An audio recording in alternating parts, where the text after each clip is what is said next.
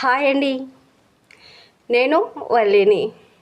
చిట్టి పునుగులు మైదా సోడా వేయకుండా క్రిస్పీగా కరకరలాడే ఇంకా తినే కొద్దీ తినాలనిపించే చాలా ఫ్లఫీగా ఉండే చిట్టి పునుగుల్ని చాలా సింపుల్గా ఇంట్లోనే ఇలా తయారు చేసేద్దామా.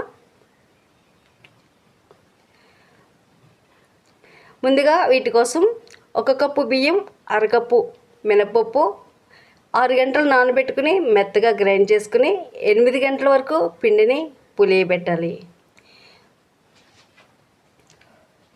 చూడండి పిండి ఎంత ఫ్లఫీగా ఉందో.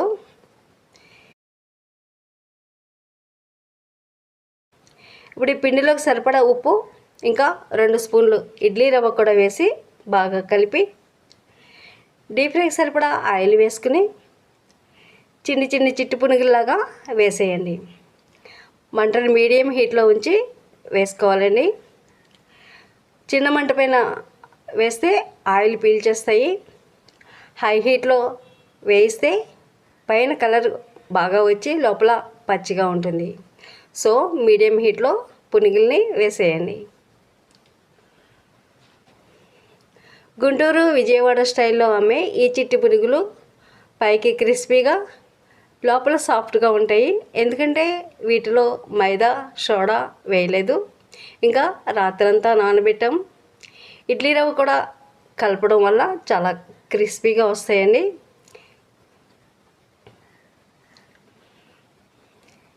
తినే కొద్దీ తినాలనిపించే చిట్టి పునుగులు ఇంట్లోనే హెల్తీగా ఇలా తయారు చేసుకోండి. ఎన్ని తిన్నా ఆరోగ్యానికి ఏమీ హాని ఉండదు. గోల్డెన్ బ్రౌన్ కలర్ వచ్చినంత వరకు వేయించుకుని వీటిని ఒక బౌల్లోకి వేసేయండి. మార్నింగ్ బ్రేక్ఫాస్ట్గా, ఈవినింగ్ టీ టైం స్నాక్గా ఇలా చిట్టి పునుగులు కొబ్బరి చట్నీ కాంబినేషన్లో తిన్నారంటే మళ్ళీ మళ్ళీ చేసుకుంటారు. ఇంట్లో మీరు ఒకసారి ఇలా ట్రై చేశారంటే బయట అస్సలు తినరండి. చాలా సింపుల్గా క్విక్గా తయారు చేసేసుకోవచ్చు.